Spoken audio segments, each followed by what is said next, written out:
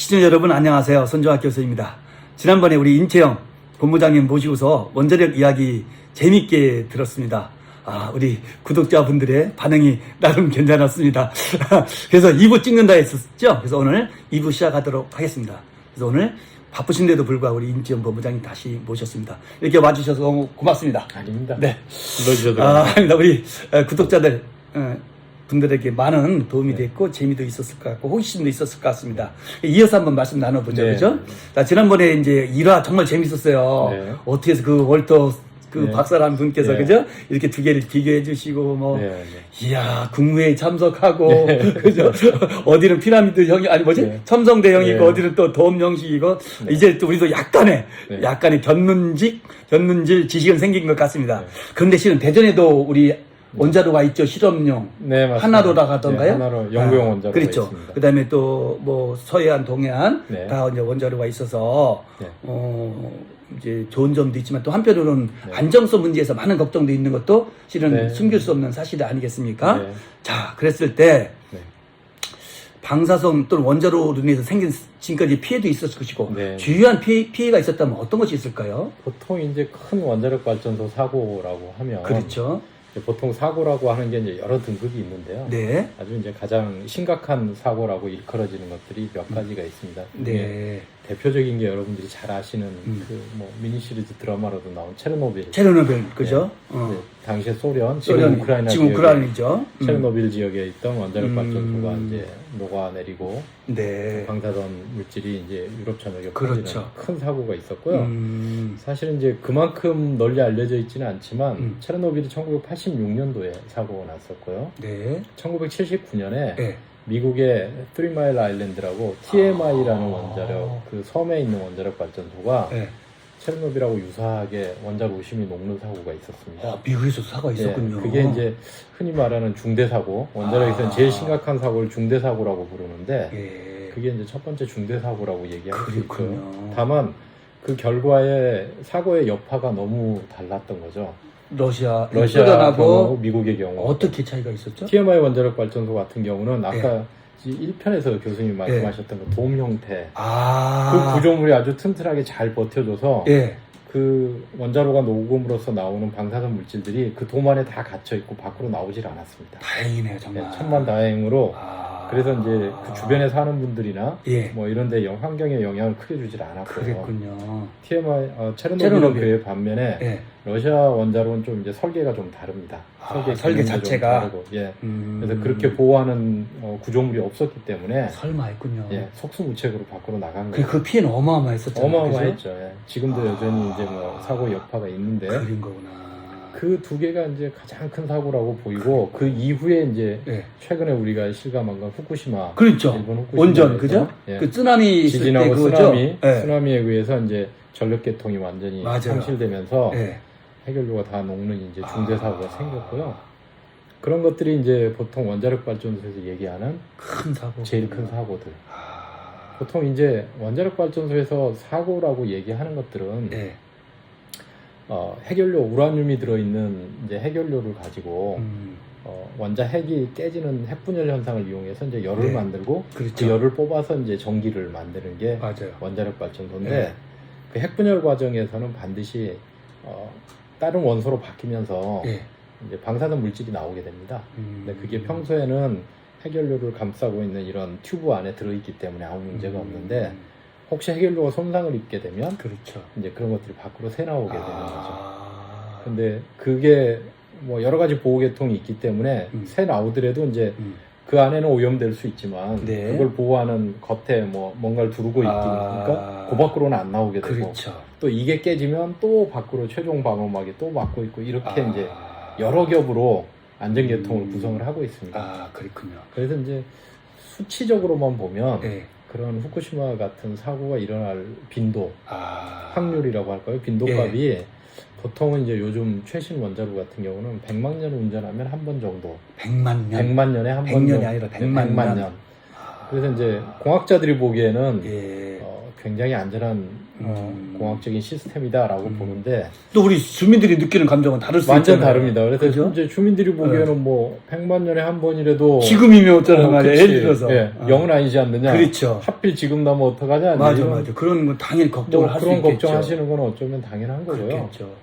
다만 이제 저희는 이제 그 말씀드리는 게 그럼에도 불구하고 이제 사실 사고가 전혀 없다거나 아, 그렇게 얘기하는 거는 뭐 진실하고는 다르지만 그렇죠. 상대적으로 이제 뭐 위험과 음. 거기서 얻어지는 이익이나 이익을. 효용을 생각해 보면 아, 그건 제가 봐도 비교는 네. 안 될 것 같고, 그죠? 훨씬 뭐 그리고 그것들 안전하게 관리할 수 있다. 왜냐하면 그렇죠. 사고라는 게 보면 자연현상에 의한 것도 있고 뭐 인간의 실수에 의한 것도 그렇죠. 있고 근데 그게 아까 제가 말씀드린 큰 사고가 79년도, 86년도 그리고 후쿠시마는 비교적 최근에 났지만 그렇죠. 그럼에도 불구하고 이제 후쿠시마가 2011년 11년에 났는데 이미 세월이 한 10여 년이 흘렀지 않습니까? 그렇죠. 그러니까 그렇죠. 기술은 계속 진보하기 때문에 이제 기존의 원자력 발전소도 안전계통을 보완을 하고 새로운 기술로. 예 그리고 새로 짓는 원자력 발전소는 너무 당연히 과하겠죠. 더 안전하게 과하겠죠. 만들기 때문에 아, 그렇게까지 그런 거구나. 과학자들이 보셨을 때는. 걱정하실 필요는 알겠습니다. 없다. 그래도 아무튼 안전을 최선을 다해야 될 것 같고. 네, 그런데 당연합니다. 아까 좀 언뜻 말씀하시기를 미국과 그 체르노빌을 비교했을 때 그 다행히 돔 형식이어서 좀 피해를 굉장히 줄일 수 있었다 네. 이런 거잖아요. 예. 그러니까 우리나라는 지난 일부에서는 다 돔 형식이라 했죠. 네. 우리는 냉각수가 맞습니다. 그죠? 왜냐면 우리는 공부할 이제 수 있으니까. 미국 기술을 배워왔기 때문에 미국 원자력 발전소하고 똑같은 그런 설계를 거군요. 따르고 있습니다. 그러면 그래도 조금은 더 믿어도 되는 건가요? 그렇게 이제 아무래도 심정적으로 러시아보다는 그래도 미국이 좀 더 믿을 수 낫지 있지 않아? 않을까? 이제 그런 생각도 하는군요. 이런 생각을 그런데 어떻습니까? 이제 안정성하고 또 연결되기도 하는 것 같기도 한데요. 환경 문제도 분명히 있을 거 아니겠습니까? 그렇죠. 대두되고 있잖아요. 네, 또 네. 환경을 강조하실 분들의 입장도 분명히 있으실 당연하죠. 것이고. 네. 그래서 이거 어떻게 이렇게 좀 이해를 하면 좀 편할까요? 그것도 이제 아까 제가 말씀드린 대로 상대적인 비용과 편익을 한번 봐야 되는데 네. 예를 들어 원자력이 이제 환경적인 측면에서 유리하다고 하는 거는 예. 온실가스를 내질 않아서 그렇죠. 그 석탄 뭐 이런 예, 거에 비해 화력에 비해서. 그런 화력이나 화석연료를 쓰는 시스템에 비해서는 기후변화를 방지하는데 크게 훨씬 기여할 수 뛰어나다. 있다. 아. 물론 재생에너지도 있지만 그렇죠. 원자력도 이제 충분한 몫을 해낼 수 있기 때문에 예. 그런 면에서 굉장히 유리한 반면 아. 아까 제가 말씀드린 대로 이제 핵분열에 의해서 원소들이 깨지면 예. 그 중에는 이제 안정적인 원소도 있지만 방사선을 내는 불안정한 원소들도 생긴단 말이죠. 그 원소들을 어떻게 잘 관리하느냐가 이제 생기는 것은 불가피한 건데 그건 어쩔 수 없는 그걸 자연현상이고요. 어떻게 잘 관리해서 인체라든가 환경에 맞습니다. 유해하지 않게 할 네. 것이냐. 근데 이제 이 환경에서 나오는 유해 물질 또는 폐기물들을 네. 관리하는 방식이 크게 보면 두 가지 철학이 있습니다. 아. 예를 들어서 우리가 생각하는 쓰레기나 네. 뭐 아니면은 우리 하수 생활하수를 한번 생각을 해보죠. 예. 생활하수를 보면 이게 오수원을 따로 분리해서 그렇죠. 하수 처리장에 가가지고 최대한 네. 정화를 한 정화시켜서 다음에 내보내는 거죠. 흘려보내잖아요. 맞아요. 네. 그거는 뭐냐면 그냥 희석시키는 겁니다. 아. 오염물질 자체를 완전히 경리할 없애는 수는 것이 아니고 없애는 건 불가능하기 때문에 약하게 하는 거군요. 그렇죠. 희석해서. 자연에서 감당할 수 있는 어떤 정도까지. 농도, 그 이하로 관리하면서 희석시켜요. 그래서 자연의 자정작용을 기대하는 거죠. 기대하는 거죠. 네, 그걸 믿고 그냥 하는 건데 원자력 그렇게 하려면 이제 왜 그렇게 갈 수밖에 없냐 하면 일단 처리해야 될 폐기물의 양이 너무 압도적으로 많아요. 생활 폐수 같은 건 네. 더 하죠. 그게 나가면 물론 일부라도 무조건 나쁜 영향을 미칠 거라는 건 알지만 당연하죠. 우리 어차피 생활을 영위를 해야 되고 안 할 수는 없으니까. 안 할 수는 없으니까 최대한 희석해서 이제 자연 정화에 좀 정화에 그 범위대로 예, 들어오게 하자. 그렇게 하는 게 이제 큰 방향이고요. 그런 거군요. 근데 그게 완벽한 해법은 아닌 게 예를 들어서 미세 플라스틱 요즘 뭐 그렇죠. 문제가 맞아. 많이 그렇다면서요. 나오잖아요. 예. 그것들이 소량으로 그냥 바다로 흘러갈 때는 아무도 신경을 안 쓰다가 쌓이면 그거를 제거를 못 하니까 쌓이고 네. 쌓여가지고 특히 플라스틱은 분해가 잘 안 되니까. 안 되니까. 그래서 그게 이제 급기야는 플라스틱 문제가 되지 않습니까? 그렇죠. 그래서 그런 희석이나 확산의 방식은 사실은 한계가 있군요. 바람직한 방식은 아닙니다. 어쩔 수 없이 하는 거지. 어쩔 수 없이 하는 거지. 원자력에선 사실 그런 방법을 일부 쓰긴 하지만 예. 큰 줄기에서 보면 예. 격리입니다. 아, 그래서 아주 이제 방사선을 아주 많이 띄는 따로 보관, 쉽게 말하면은. 그렇죠. 그게 가능한 이유는 제가 그 일부에서 이런 말씀 드렸잖아요. 석탄에 비해서 원자력 에너지 밀도가 300만 300만 불. 전 300만 배. 예, 맞아. 그 말은 뭐냐면 똑같은 에너지를 만들어내는데 아. 300만 분의 1의 질량만 있으면 된다. 그렇겠죠. 그래서 방사선 물질이 물론 위험한 물질이지만 예. 워낙에 나오는 양이 적습니다. 적다. 그러니까 원자력 그게 석탄 발전소를 300만 분의 1이니까. 그렇죠. 예. 그러니까 원자력 발전소를 뭐 40년 이렇게 운전을 해도 예. 그때 나오는 사용 해결료 다 예. 태우고 난 해결료의 양이 예. 그냥 큰 수조 하나 우리 따지면 수영장 같은 거 오. 하나를 채우면 그만이거든요. 아. 40년간 운전해도. 그렇군요. 그러니까 그 정도는 우리가 음. 격리를 해서 보관하는데 어렵지 그래도 않다. 큰 어려움은 없다. 그래서 이제 가장 아. 일반적인 방법이 예. 현재까지 이제 가장 좀 확실한 방법은 예. 지하 500m 정도의 굴을 파서 지하 500m. 네, 깊숙이 들어간 다음에 예. 500m 정도면 이제 생태계로 이게 격리가 완전 충분히 분리되는 됐다라고 거겠죠? 보는 거고 그런 사용 해결료 같은 이제 방사선을 많이 띠고 있는 물질은 아. 거기다가 묻어버리는 거죠. 아, 완전 매장이네요. 예. 우리나라도 이제 음. 그거를 하려고 음. 최근에 그 실증하기 위한 부지를 공모를 했고 물론 네. 그거는 이제 방사선 물질 직접 쓰는 건 아닙니다. 그냥 그렇군요. 지하 환경 조건을 이제 테스트해보기 테스트하면 위한 실험해보는 예, 거네요. 그냥 모의 시설인데 아. 강원도 태백시가 이제 그 시설 유치를 했습니다. 아, 그렇군요. 최근에 결정이 됐고요. 아, 거기 또 우리나라- 태백산맥이라 좀 안전한 건가 그래도? 이제 지질조사 같은 걸 다 해서 그렇죠? 예. 그런 것들이 이제 아. 실증이 가능한 여러 가지 실험이 가능한 환경을 찾았던 거고요. 아. 지역 공모를 해서 찾았기 때문에 그렇죠. 우리나라도 이제 그런 고중위 방사선 폐기물을 아. 처분하기 위한 첫 발짝을 뗐다라고 얘기할 수 있습니다. 그 저는 약간 궁금한 것이 이제 전문가 아니니까 네. 예를 들면 이제 유럽 같은 데서 독일, 뭐 프랑스에서 네. 원자로를 폐쇄하는 정책을 폈잖아요, 네. 그죠? 근데 그때 했던 것이 환경 문제 같은 것을 거론했던 걸로 언뜻 기억나는데 네. 아닌 건가요? 그게 이제- 지금 본부장님 말씀하신 네. 대로 그렇게 원자로가 환경이 좀 더 온실가스 줄이고 네. 훨씬 유리한 거라면 환경을 강조한 유럽에서 굳이 왜 원자로 같은 걸 폐쇄하고 원자력 발전을 좀 줄이는 쪽으로 네. 왜 정착 방향을 잡은 걸까요? 그게 이제 되게 재밌는 뭐 재밌다고 얘기를 해야 되나? 흥미로운 흥미로운 네. 사실인데 독일과 프랑스가 여러 면에서 경쟁적인 그렇겠죠. 옛날부터 유럽이 이제 그렇죠. 유럽을 이끄는 맞습니다. 축이고 축이니까. 경제적으로도 그렇죠. 규모가 제일 큰 맞아요. 나라인데 네. 프랑스와 독일은 완전히 원자력 정책이 정반대입니다. 아, 어떻게 프랑스는- 돼요? 프랑스는 전기의 70%가 원자력 발전소에서 나오는 나라고요.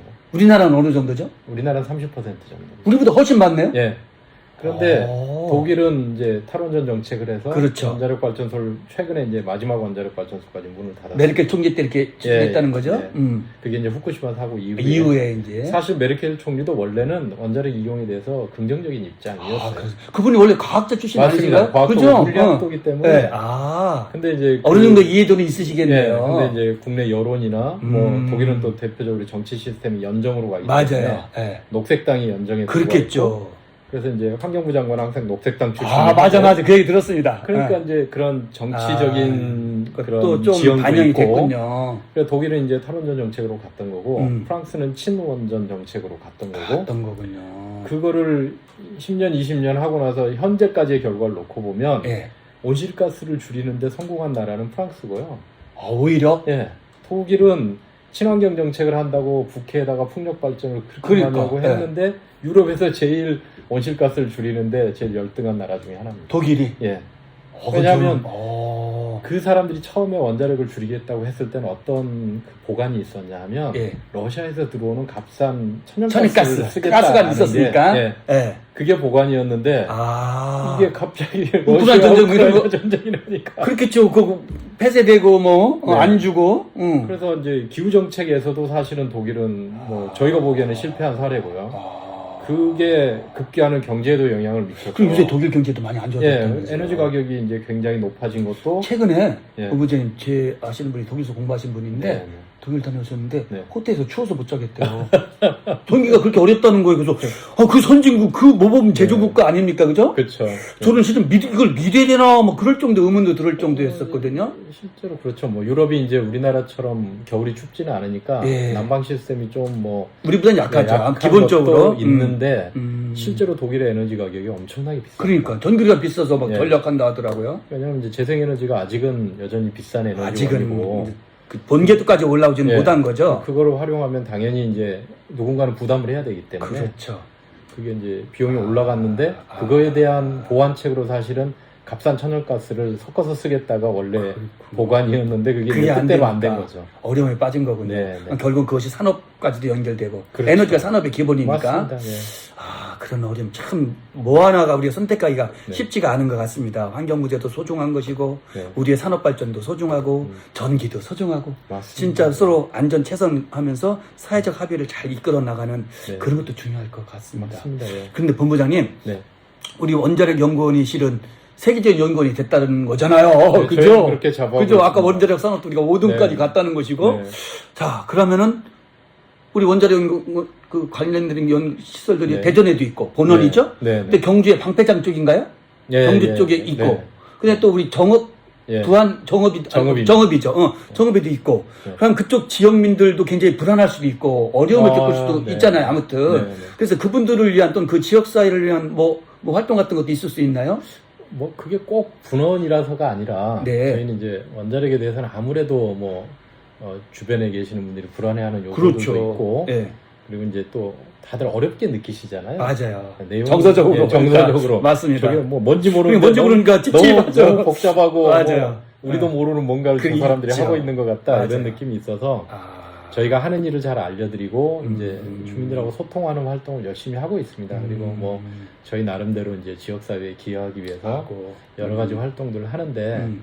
보통 이제 교육 활동이라든가 뭐 홍보라고 하기에는 뭐한데 이제 주민들하고 소통하는 활동들 하고 약간 주민 지원도 좀 네, 이루어지고 그리고 이제 뭐 지역 경제에 어떻게든 기여하는 방식으로 그렇죠. 여러 가지 그래서 태백에서 하고. 유치할 때도 실은 그쪽에서 요청한 건가요? 그렇습니다. 이제는 이제 약간의 생각이 동의가 바뀐가 없으면 보군요. 사실은 할 수가 없죠. 할 수 없는 현실적으로 일이죠. 할 수가 네. 없죠. 경주방패장도 네. 사실은 주민투표를 통해서 그죠. 유치한 시설이고 그때 부안인가 살렸는데 그게 안 됐고 최초의 부안에서 했다가 소요가 발생해서 그죠. 주민들 반대로 이제 마지막에 경쟁이 붙었던 건 군산하고 경주였습니다. 군산도 또 하려고 했군요. 예. 부안하고 군산 붙어 있는데 네. 아 근데 이제 근데도 그때 당시에는 뭐 그 방패장을 만드는 게 굉장히 중요한 국가적인 그렇겠죠. 사업이었고 어떡하겠어요 정말. 그래서 거기에 따른 인센티브가 굉장히 커서 그렇군요. 그래서 군산하고 경주가 아. 지지율이 굉장히 높게 나왔습니다. 근데 이제 오. 약간의 차이로 경주가 그 조금 지역민들 더 높게 찬성이 많았군요. 그쵸. 기본적으로. 예. 알겠습니다. 그런데 아까 교육 쪽에 기부를 좀 하신다고 하셨는데 네. 제가 언뜻 보니까 우리 네. 원자력 연구원이 네. 교육 기부 대상목 아, 네. 그건 큰 상을 받으셨던데 그건 뭡니까? 자랑 좀 한번 해보세요. 저희가 사실은 이제 작년 연말에 그 교육부에서 이제 교육부 장관님 명의로 주는 상이라 네. 상을 주신다 그래서 이제 제가 가서 이제 본부장님께서 이야 사진 나오셨겠습니다.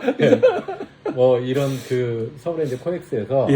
그 무역전시관에서 이제 교육 박람회 같은 걸 하는데 그 행사의 일환으로 이제 시상을 하시더라고요. 오. 그래서 거기 가서 이제 상도 받고 사진도 찍고 왔는데 아, 쉽게 말해서 취지는 이런 겁니다. 네. 이제 그 교육기관 말고 예. 이런 저희 같은 공공기관이나 그렇죠. 민간기업들이 학교 말고 소위 말하는 예. 민간기업들이 공공이나 민간기업들이 이제 교육에 대해서 여러 가지 활동을 하게 되면 교육적인 활동. 네 그것들을 이제 권장하기 위해서 교육부에서 활동을 상도 잘하는 주고 기관을 예산 지원해주고 뭐 선정했어요. 이렇게 되겠네요. 저희가 출연자 중에서는 그래도 꽤 열심히 하는 편이라 오. 그 상을 여러 번 받았고요. 여러 번요? 예, 여러 번 오. 받았습니다. 그래서 나름 그쪽으로는 교육 광고. 교육을 뭐 그런 교육 기부를 잘하는 기관 이렇게 실은 굉장히 필요할 것 같아요. 우리 자라나는 세대에게 그죠? 네, 그때 네. 과학적인 지식과 안전과 이런 것들을 네. 교육시켜서 주의도 하게 하고, 예, 그죠? 네. 또 우리 산업 발전도 하게 하고 아, 그렇죠. 굉장히 좋을 것 같습니다. 그런데 본부장님 마지막으로 네, 네. 시간이 굉장히 지나갔는데 네, 네. 제가 그래도 법을 네. 하는 이 채널이잖아요. 네, 네, 네. 이 원자력 얘기도 좋지만 네. 저는 법률가니까 네, 네. 원자력 연구는 기본적으로 과학도 공학도 이런 분들이 이제 일하시는 영역이기도 하고 물론 행정직도 있지만 그렇죠. 기본적으로 그런데 우리 법학 또는 법률가 법조인과 연결고리가 있을 수 있을까요? 아, 당연히 있죠. 있습니까 진짜로? 네. 뭐가 있을까요? 제가 보기에는 네. 그 여러 가지 공학 분야 중에 예. 정치, 법, 예. 이런 경제 이런 거 가장 밀접하게 연관되어 있는 분야 중에 하나가 원자력이고요. 아 그런가요? 왜냐하면 우리가 하는 연구 활동조차도 원자력에 네. 관한 연구 활동은 국제법을 다 따라야 되고. 그렇겠죠. 세계적인 일들이니까 네. 이게 다. 이제 핵물질이라는 게 뭐 우라늄을 포함한 이런 핵물질이라는 그렇죠. 게 국제적으로 굉장히 민감하게 다루어지는 물질. 특히 이제 수출까지 된다면 더 하겠죠? 예, 그거는 이제 또 수출 통제에 그러니까. 관한 법을 따라야 네. 되고, 그래서 국제적인 조약도 있고, 또 우리가 이제 기술을 주고받거나 그렇죠. 원자력에 특허 필요한 이전 뭐 있겠고. 예, 핵물질이나 아니면 거기에 필요한 여러 가지 부품들, 아, 그렇죠. 물자들을 주고받을 때는 항상 양국 간의 협정을 맺어야 돼요. 당연하겠죠. 그래서 그런 거에 관한 규정들, 그다음에 국내적으로 따라야 될 절차들도 너무 많아서 그렇죠. 원자력 안전기법법 이런 것도 예, 포함해서. 안전법도 있고 뭐 방제법도 그렇죠. 있고 그래서 사실 법률가의 영역이 오. 제가 보기에는 공학 중에 가장 법률가가 많이 필요한 그렇겠네요. 제가 언뜻 생각해도 원자력 연구원 또는 뭐 항공우주 이런 데도 우주법이 맞습니다. 이제 필요하니까. 예. 네. 아, 우리 이 채널을 시청해주시는 우리 법학도들, 네. 법조인분들 한번 관심을 가져보시기 저희 바랍니다. 법무팀이 있습니다. 진짜로요? 예. 오. 출연자 중에 법무팀을 따로 가지고 있는 데가 별로 없는데 오. 저희 연구원 안에 법무팀이 따로 있습니다. 그럼 전망이 그럼 회의도 꽤 되잖아요. 뭐 저희가 농담입니다. 농담입니다. 최근에 신문에 그 공공기관 중에 그죠? 급여 1위라고 그러니까 복지 혜택도 좋은 편이고 네. 열심히 일하시니까 연구도 많이 하시라는 네. 차원이겠죠. 네. 네. 시청자분들은 어떻게 보셨습니까? 네. 우리 인재영 법무장님 모시고서 이런저런 이야기 들었는데요. 저도 모르는 거 좀 재밌게 배울 수 있었습니다. 이번 기회를 통해서 우리 원자력에 대한 시민들, 우리 국민들의 반응도 조금은 한번 잘 정립이 됐으면 좋겠다. 그리고 우리가 안전과 발전을 공히 꾀할 수 있는 모범적인 국가가 됐으면 좋겠다는 생각을 합니다. 이렇게 귀한 시간 내주시고 우리 시청자분들과 함께 해주셔서 너무 고맙습니다. 감사합니다. 감사합니다. 네. 예. 다음에 뵙겠습니다. 구독, 좋아요, 알림 설정 꼭! 부탁드립니다. 감사합니다. 야, 센스가 넘치셨습니다.